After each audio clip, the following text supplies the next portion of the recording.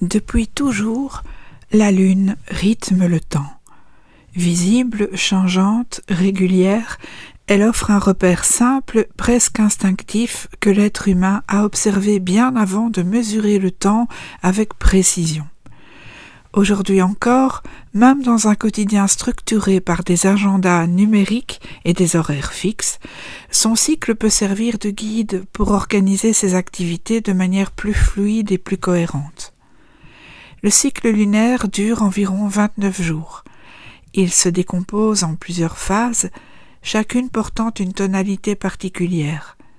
En astrologie, ces phases ne sont pas considérées comme des causes directes d'événements, mais comme des indications de climat, des moments plus ou moins propices à certaines démarches. La nouvelle lune marque le début du cycle.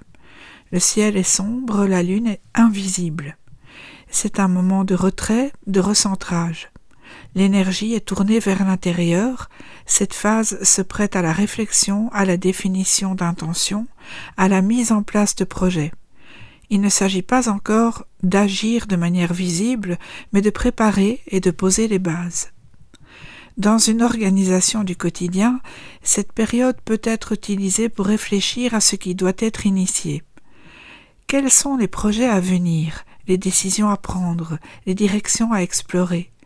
C'est un moment propice pour écrire, planifier, envisager sans précipitation. Le premier quartier correspond à une phase de montée en puissance. La lune devient visible, l'élan se renforce. Les idées commencent à prendre forme. C'est une période d'action, parfois accompagnée de tension. Les obstacles apparaissent, les ajustements deviennent nécessaires. Dans une logique d'organisation, ce moment est favorable pour passer à l'action.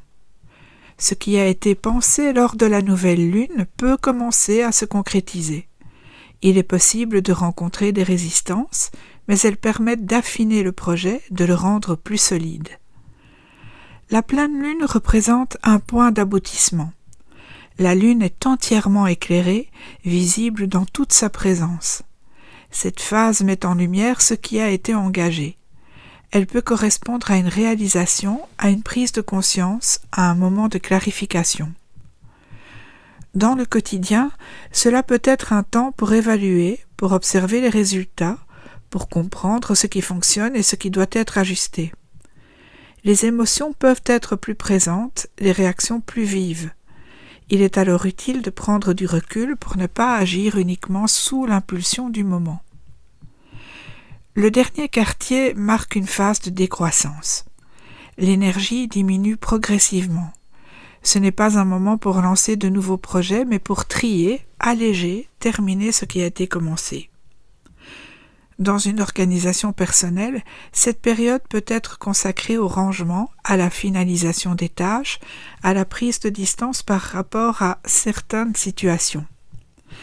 C'est un temps de bilan, mais aussi de préparation au cycle suivant. Entre ces grandes phases, les transitions jouent également un rôle important. Elles invitent à adapter le rythme, à ne pas rester figé dans une manière de faire. Organiser sa vie selon les cycles lunaires ne signifie pas tout bouleverser ni dépendre entièrement de ces phases. Il s'agit plutôt d'introduire une forme de souplesse, d'écoute, de rythme. Cette approche peut aider à éviter certaines tensions inutiles. Par exemple, vouloir absolument lancer un projet dans une période peu favorable à l'action peut créer des résistances. À l'inverse, respecter un temps de préparation peut rendre les démarches plus fluides. Cela demande une certaine observation. Chacun peut expérimenter, ajuster, voir ce qui correspond le mieux à son mode de fonctionnement. L'objectif n'est pas de suivre une règle stricte, mais de retrouver un rapport plus naturel au temps.